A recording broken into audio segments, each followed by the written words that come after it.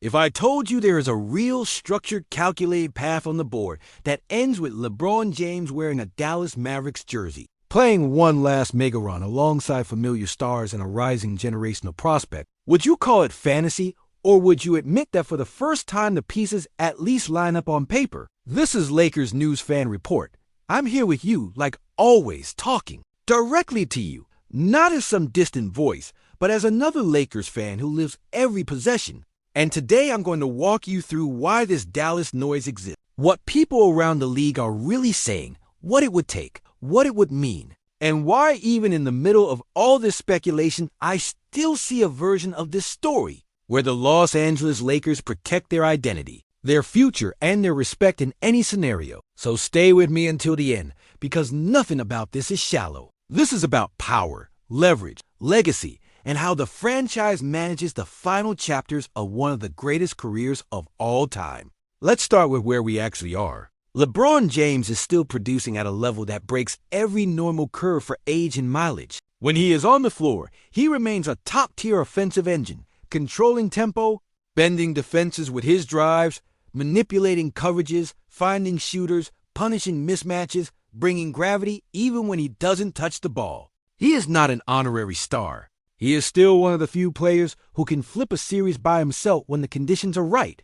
But parallel to that, there is a different reality pressing on this front office every single day. His age, the size of his contract, the rules of the new CBA, the need to build depth, the expectations of a fan base that does not accept mediocrity, and the pressure to avoid being trapped between honoring a legend and stagnating as a team. When those tensions exist, the league starts to test ideas. Executives, analysts, and insiders start asking, if things ever break, who would be crazy, ambitious, and loaded enough to try to go and get LeBron James for one last all-in? That is where Dallas comes in. To understand why the Mavericks are being painted as the dream landing spot in some corners of the basketball world, you have to look at how their situation has evolved. They are positioned as an aggressive franchise willing to operate at the highest financial tier, built around star power, willing to sacrifice comfort for relevance. They already hold big names. They already thrive in a market that embraces bold moves. And they have a blue-chip prospect in Cooper Flagg, whose development under the right veterans is seen as a long-term organizational priority. In that universe, the idea being floated is simple. Imagine a supergroup where LeBron steps into a ready-made structure with elite talent around him, where his playmaking and leadership are maximized, his minutes and usage are managed, and his presence instantly detonates global attention. That is what some people are selling when they talk about Dallas as the perfect or dream spot.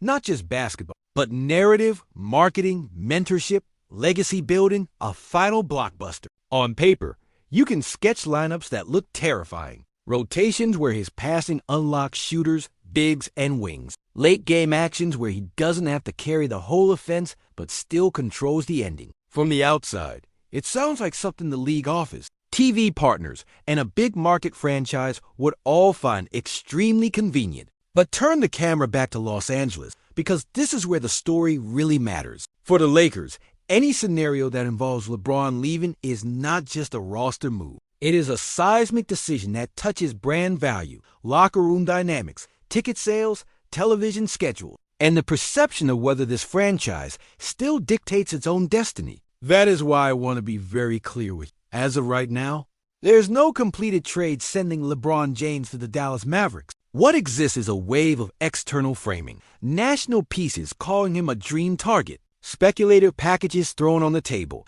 people around the league acknowledging that if he were ever available, Dallas is one of the few spots that at least makes conceptual sense. But conceptual sense is not the same as practical reality. To make such a move real, three massive conditions would all have to collide at the exact same moment. First, LeBron himself would need to show genuine interest in walking away from the Lakers stage, the Los Angeles market, the control he has built here, and whatever personal and family priorities tie him to this city. That is not a small detail. That is the starting gun. Nothing big happens if he is not the one opening that door. Second, the Mavericks would need to build an offer that both matches his stature and fits within brutal CBA constraints. We're talking about a contract above $50 million stacked salary coming back, Hard decisions on depth pieces, future draft capital, and the risk of anchoring their long-term flexibility to an aging superstar no matter how brilliant he still is. Any fantasy where Dallas adds LeBron without real sacrifice is just that, fantasy. Third, and this is the one I care about from our side, the Lakers front office would have to look at that proposal and say, this hurts emotionally, but it secures our future. That means no panic discounts, no out of respect we took less, no apology. It would have to be a package that reloads this franchise with real assets, gives structure around the remaining core, keeps the door open for contention, instead of collapsing into a 5-year desert. Without all three aligned, the conversation dies fast, and yet you are hearing it. Why? Because the mere existence of Dallas as a plausible dream scenario is useful. It puts pressure on everyone. It pressures the Lakers to prove they are serious about putting a contender around LeBron instead of just leaning on his name. It pressures LeBron to think carefully about what he actually wants in his final season. Maximum control and comfort where he is, or one last disruptive jump into a different project. It pressures Dallas to decide whether they are building sustainably around their current structure and young star, or if they are willing to test the limits of star chasing. And it gives media, fans, and executives a stage to debate power, loyalty, age, and ambition, using LeBron as the centerpiece. I want to give you the basketball lens because that's where we separate hype from logic. On the floor, sure, a theoretically stacked Mavericks team with LeBron added to its core profiles as a nightmare matchup. Multiple playmakers, inside-out options, high IQ decision-makers, shooting, and a veteran presence to manage late-game chaos. LeBron operating as a full-time connector rather than being asked to dominate every possession could be devastating in the right environment. But ask yourself soberly, what does that leave them with if they ship half their rotation and key futures to make it happen? How many defenders are left? How many reliable bodies can hold up across an 82-game season plus a long playoff run? How do you navigate injury, back-to-backs, schedule density, and the reality that a player in his 40s, no matter how superhuman, cannot erase all structural weaknesses? Now switch to the Lakers side of that chalkboard. Any package Dallas constructs strong enough to make the Lakers listen would, by definition, strip a huge part of what makes the move appealing for Dallas in the first place. That's the paradox. And for the Lakers, there's an additional emotional calculation. Do you really want to be the front office remembered as the one that voluntarily shipped out LeBron James without being absolutely forced to? Unless the return is so obviously transformative that even the harshest critic has to admit it made sense. That is why, for me, this whole LeBron the Mavericks buzz operates more as a pressure test and leverage narrative right now than as a blueprint for an imminent transaction. But I don't want just my voice in this. I want yours.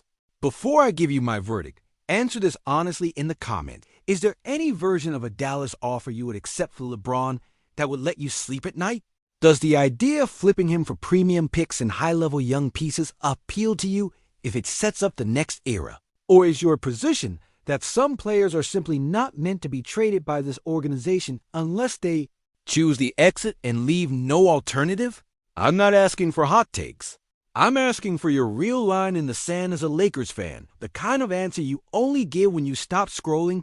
Take a breath and ask yourself what you actually want this franchise to stand for when the noise fades. Because this whole conversation, as uncomfortable as it is, goes way beyond a thumbnail rumor about LeBron James in another jersey. It exposes your expectations for leadership, for standards, for how the Lakers handle greatness at the end of a timeline. Are we a franchise that reacts emotionally to every headline, or a franchise that understands its own power and refuses to move unless the decision is big enough, clear enough, and worthy of everything that logo represents? That's the point I'm putting on the table with you.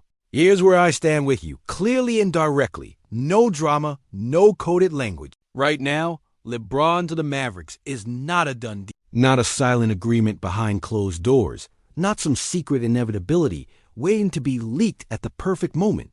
It is a dream scenario built and amplified from the outside, fueled by a still elite level of play, by the spectacle of stacking stars in another contending market, and by the easy Hollywood-style script of one last massive plot twist. It's attractive on paper, sure, but that doesn't make it real today. The financial weight is enormous, the moving pieces are complex, the risk for Dallas is huge, and the bar for the Lakers is sky high. And yet, I refuse to brush it off as meaningless noise because this talk is revealing. It highlights how valuable LeBron still is in the eyes of everyone. It shows how closely the league tracks any hint of tension between him and this organization. It quietly reminds this front office that if they drift, if they waste his final prime level years without a clear, competitive plan, there will always be at least one franchise somewhere ready to raise its hand in theory and say, if you're not sure, we are. Even if making that theory real would be brutally complicated. The mere idea exists, and that matters. At the same time, it reinforces something that should actually make you a little calmer, not more anxious. The Lakers, if they stay disciplined, hold more leverage than people give them credit for. They are not passengers in this story. They have the brand that still defines the league's glamour. They have the market that every star understands. They have the banners, the history, the track record of attracting top-level talent when they keep their books clean and their standards high. They are not obligated to send LeBron anywhere just to complete somebody else's fantasy super team graphic. They only move if it aligns with their own long-term interests at the highest possible level. That is the difference between being desperate and being deliberate. Looking forward, the smart path for the Lakers is the opposite of panic. It's clarity. It's building a real rotation around their stars instead of living on vibes. It's adding toughness so this team does not get bullied. Shooting so LeBron and Anthony Davis are not attacking into a crowded floor.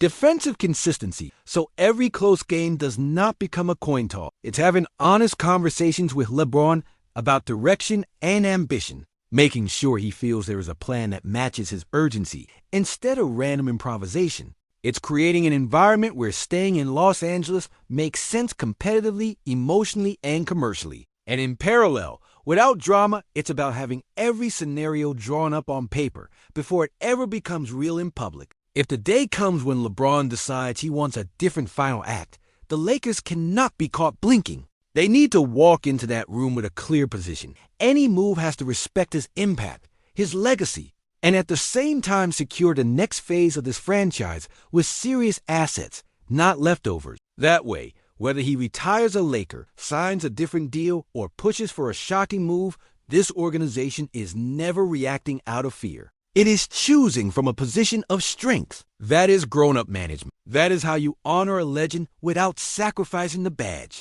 And that's why my professional conclusion for you is very simple. Even if the conversation around it is loud, the LeBron James to the Mavericks idea today lives far more as a symbolic pressure narrative and a flashy dream outsiders love to play with than as a realistic, near-term transaction ready to drop. But it is a narrative we cannot fully dismiss because it forces the Lakers to show, through real decisions, whether they still operate like a franchise that leads the league's direction or one that lets others write their story. So now I turn it back to you, directly. If one day this stopped being theory and landed on Rob Pelinka's desk as an actual offer, where is your line? Would you only entertain it for multiple real first-round picks, legitimate young centerpieces, and instant contributors that keep you relevant from day one? Or is your stance that his legacy here is untouchable and you ride with him in purple and gold until the very end, regardless what any other team puts on the table?